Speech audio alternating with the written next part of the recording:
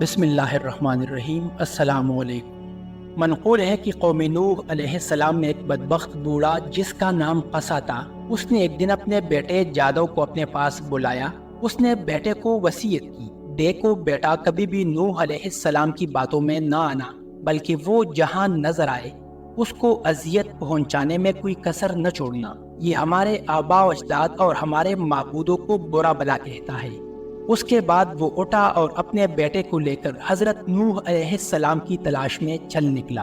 اسے حضرت نوح علیہ السلام نظر آئے تو کہنے لگا، یہ ہے وہ شخص جس کے بارے میں تجھے نصیحت کر رہا تھا۔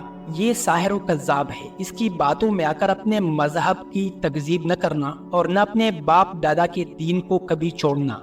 بدبخت بیٹے نے باپ کی باتیں سنی تو اسی وقت باپ کے ہاتھ سے اس کی لاٹھی پکڑی اور حضرت نوح علیہ السلام کے سر پر دے ماری، جس سے آپ علیہ السلام کا سر مبارک پھٹ گیا اور خون بہنے لگا۔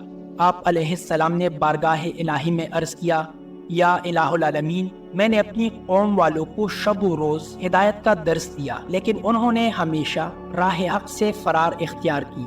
پھر فرمایا، اے اللہ، اگر تو ان پر نظر رحمت فرماتا ہے تو انہیں ہدایت کا راستہ دکھا، یا مجھے ان بلاؤں پر صبر عطا فرما، کیونکہ اب طاقت صبر ختم ہو گئی ہے اور ان کی حرکتیں برداشت سے باہر ہو گئی ہیں۔ کاش مجھے علم ہوتا کہ اس قوم سے کوئی بھی ہدایت پالے گا۔ ارشادی باری تعالیٰ ہوا، ہم نے نوح علیہ السلام کے پاس وحی بھیجی کہ اب تمہاری قوم میں کوئی ایمان لانے والا نہیں ہے، جنہیں ایمان لانا تھا وہ لا چکے۔ پھر ارشاد باری تعالیٰ ہوا، اے نوح، اب ہدایت پانے والوں میں نہ تو باپ کی سلبوں میں اور نہ ماؤں کے ارحام میں کوئی باقی رہا ہے۔ تو پھر جناب نوح علیہ السلام نے عرض کیا، اے رب العالمین، تو خطے زمین پر کسی کافر کو زندہ نہ رکھ۔ حضرت نوح علیہ السلام کی یہ دعا قبول ہوئی اور عذاب کا حکم جاری ہو گیا۔ امام ابن کثیر نقل کرتے ہیں کہ حضرت نوح علیہ السلام کی ولادت حضرت آدم علیہ السلام کی وفات کے 126 سال بعد ہوئی۔ آپ کا شمار اللہ تعالیٰ کے ان جلیل القدر انبیاء میں ہوتا ہے جن کا تذکرہ قرآن پاک میں فرمایا گیا ہے، اور قرآن پاک کی 28 سورتوں میں آپ علیہ السلام کا ذکر خیر فرمایا گیا۔ آپ نے پیغمبروں میں طویل ترین عمر پائی، اس کے باوجود آپ کا کوئی دانت نہ گرا اور نہ کوئی بال سفید ہوا۔ عبادت و ریاضت کا یہ عالم تھا کہ دعوت و تبلیغ و رشد و ہدایت کے باوجود ہر دن و رات میں 1000 رکعت ادا کرتے، اور آپ علیہ السلام ہی کو اس سلسلے میں اولیت حاصل ہے کہ آپ کی بد دعا سے امت ہلاک ہوئی۔ باوجود اس کے کہ آپ کی قوم کے لوگ سخت اذیتیں دیتے، لیکن پھر بھی آپ علیہ السلام نے ان کے ساتھ حسن سلوک فرماتے، یہاں تک کہ آپ ان کے گھروں میں جا جا کر تبلیغ فرماتے، جس کی وجہ سے لوگ آپ کو مجنون اور دیوانہ کہا کرتے تھے۔ منقول ہے، طوفان نوح علیہ السلام سے قبل قوم نے آپ کو اس قدر ایذائیں دینا شروع کر دی کہ وہ آپ کو اتنا مارتے کہ آپ کے اعضاء ٹوٹ جاتے اور آپ شدتی تکلیف سے بے ہوش ہو جاتے۔ وہ آپ کو اٹھاتے، کمبل میں لپیٹتے اور اس خیال سے گھر پھینک جاتے کہ اب مر جائیں گے۔ کئی بار ایسا ہوتا کہ گھر میں پھینک کر اوپر پتھر بھی ڈال جاتے۔ رات کو جبریل علیہ السلام آ کر پتھر اٹھا کر پھینکتے اور آپ کو وہاں سے نکالتے، اپنے پروں کو زخموں پر ملتے، جس سے زخم فوراً ٹھیک ہو جاتے۔ اگلا دن ہوتا تو آپ علیہ السلام پھر قوم کو گمراہی سے نکالنے کے لیے نکل پڑتے۔ تاریخ طبری میں ہے کہ حضرت ابن عباس رضی اللہ عنہ سے ایک روایت مروی ہے، اللہ تعالیٰ نے 480 سال کی عمر میں حضرت نوح علیہ السلام کو نبوت عطا فرمائی۔ 120 سال آپ علیہ السلام نے لوگوں کو اللہ کے دین کی طرف بلایا، لیکن قوم نے کسی بات کو بھی ماننے سے انکار کر دیا۔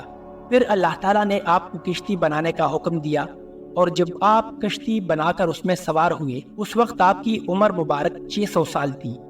پھر عذاب نازل ہوا اور تمام سرکش و نافرمان پانی کے عذاب میں غرق ہو گئے۔ حضرت ابن عباس رضی اللہ عنہ فرماتے ہیں کہ نوح علیہ السلام نے کشتی کے بعد 350 سال مزید زندہ رہے۔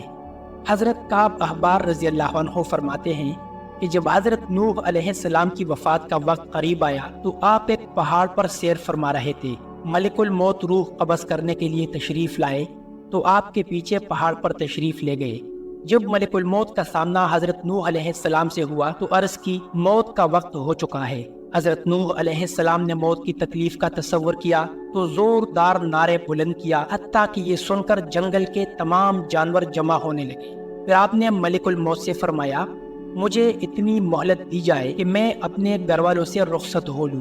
آپ کا یوں فرمانا اس وجہ سے نہ تھا کہ معاذ اللہ آپ موت سے فرار حاصل کرنا چاہ رہے تھے، بلکہ آپ تو امت کو یہ درس دے رہے تھے کہ موت کا لمحہ آنے سے پہلے پہلے جو اچھے اعمال کر سکتے ہو کر گزرو، کیونکہ بوقت انتقال کسی عمل کی مہلت نہیں ملے گی۔ چنانچہ ملک الموت نے کہا کہ مجھے اس کی اجازت نہیں کہ مہلت دی جائے۔ یہ سن کر آپ نے فرمایا کہ اس جنگل میں میری نماز جنازہ کون پڑھے گا؟ ملک الموت نے کہا ابھی جبریل علیہ السلام ملائکہ کی ایک جماعت کے ساتھ سفر میں ہیں جو اسی مقصد کے لیے آ رہے ہیں۔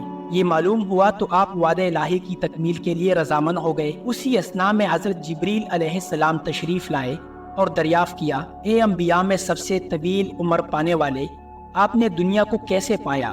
حضرت نوح علیہ السلام نے فرمایا، یہ دنیا اس مکان کی مثل ہے جس میں دو دروازے ایک سے داخل ہوئے اور دوسرے سے نکل گئے۔ اس کے بعد ملک الموت نے آپ کی روح قبض کر لی، چنانچہ فرشتوں نے آپ کو غسل دیا اور وہیں آپ کی نماز جنازہ پڑھی گئی۔ کہا جاتا ہے کہ ہفت آسمان کی مخلوق کسی کی وفات پر ایسا نہ روئی جیسا کہ آپ کی رحلت پر۔